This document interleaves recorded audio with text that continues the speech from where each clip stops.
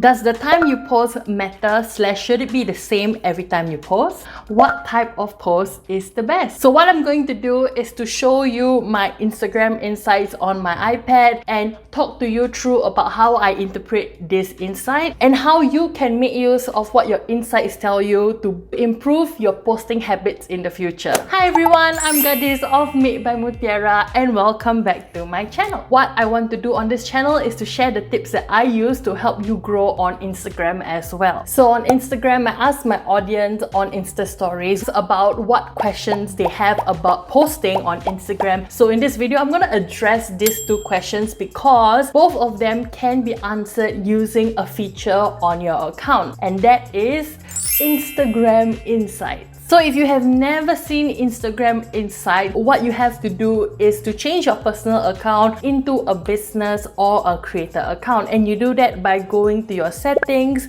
I think, and then you go to account, and then there'll be a button at the bottom at which they will ask you to choose between creator and business. There are some similarities in both. I prefer to choose business, and that's because when I want to use third-party apps to help me schedule Instagram posts, your profile has to be a business account. But more or less, both of them have about the same features in terms of seeing what your Instagram insights are. So for the first question, does the time you post matter / should it be the same every time you post? So to answer that question, you want to look at your Instagram Insight. So if you're wondering what I'm doing, I'm looking down at my iPad here. Instagram Insight seems to have a bit of a change lately. I don't know if you have seen this. This was my first time when I was looking through it last night. But they've now shown you a recent highlight as the very first page where they tell me that I have reached 33.1% more accounts in the last 7 days. And when you look down, they will actually show you accounts reach, content interactions, total followers, content you shared. So if you are unsure about any of the terms, look out for the I symbol at the top right hand corner. I'm pressing it now,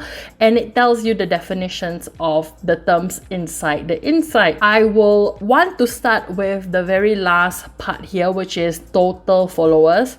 So if we tap here, this is actually my least favorite page because even for a follower of whatever size, small size, big size, you will tend to feel very affected seeing that there are people who unfollow you. So try to avoid that. We're just gonna skip that. So what I'm seeing here is that my audience is from all over, almost all over the world. Some based in my time zone in the US and some based many hours ahead of me. But the part that we want to see and the part that we can take into consideration when posting is all the way below, when you get to see the most active times for your audience. So for me, what I see is that on Wednesday, they are most active at 9 a.m. Generally, the rest of the week, they seem to be active around the same times of the day. So does that mean that I should post my post earlier, before 9 a.m. or at 9 a.m. If you're thinking about appearing on other people's feeds first when they open up their phone, then theoretically I want to post before 9 a.m. So my personal theory is that in the morning, people are just getting up and the first thing they do is to take out their phones and check social media. Theoretically, if you post earlier, you should be the first post to appear as well. And on the flip side, for my audience that lives 10 to 12 hours ahead of me back in Singapore, they are ending their day, they're going home, they're chilling, and they want to open their phone and check social media as well. So that's something that I think about when I'm interpreting the data over here. So in the beginning, what I tried to do was post earlier in the morning, but what I found was that it was not feasible for me because I tend to be very stressed if my post was not ready at a certain time. So this is a factor that I try not to get too hung up over. So to conclude, what is the best time to post? You can take into consideration what Instagram tells you, but don't be too stressed about the timing. I don't think that's the most important factor of how successful your post performs. What type of post is the best?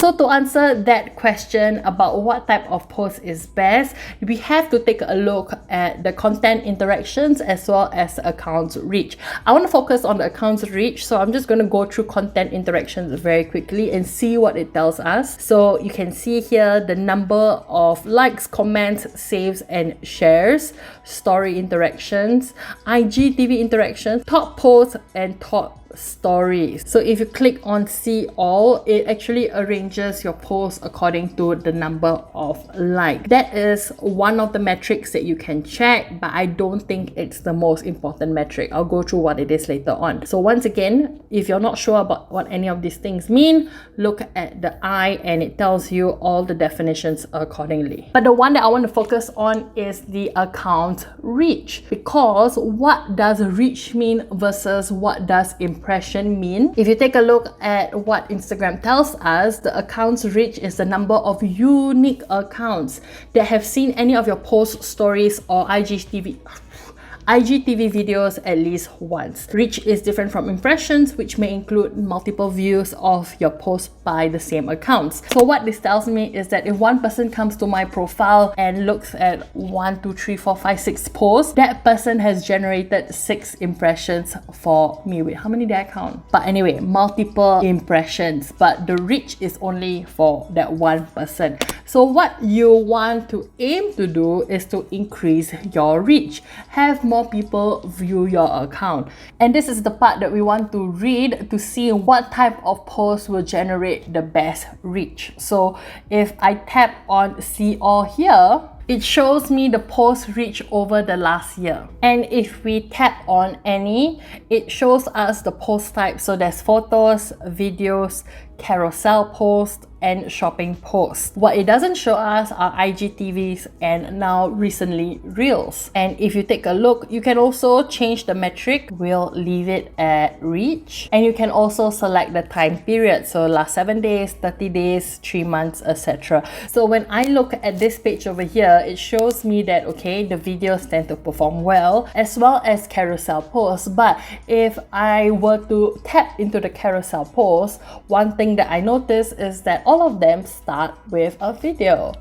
And then the second, third posts are photos of the completed piece. The reason why I have decided to adopt this strategy is because, I don't know about you, but I have seen posts where I would scroll past them in the beginning, but then the second and third post will be recommended to me again much later on my feed. So that's my reasoning for carousel, and I can see that it has perform quite well. So what I'm going to do is to check my posts from the last 3 months and see what I can interpret from that.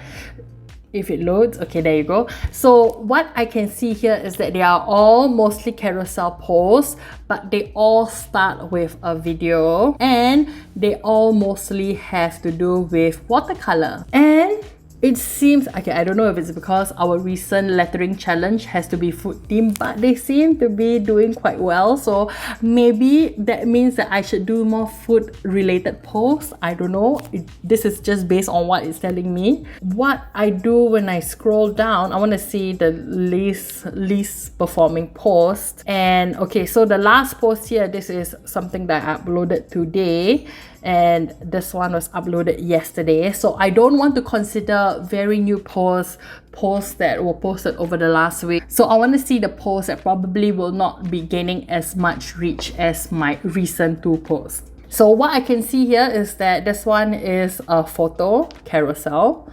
The next one, this one is also a photo carousel, but look at the color shift. Why you all don't like the color shift? No, not you liked it, but not as many people liked it. And then of course, this one is ribbon lettering. So what I see here is that all of the posts that start with a photo does not seem to be gaining a lot of reach. So what Instagram is telling me is to not start with a photo post, but to start with a video and put it in a carousel. But does this mean this is the best type of post for you? No, because everyone's Instagram insights will look very different. There are many people who are very successful with just one photo post or multiple photo posts, and some people are very successful with just using one video. And one last thing when it comes to Instagram insights, something that page doesn't show you from earlier is your breakdown of your impressions, but you can actually check your impressions from each individual post. So you go to your post,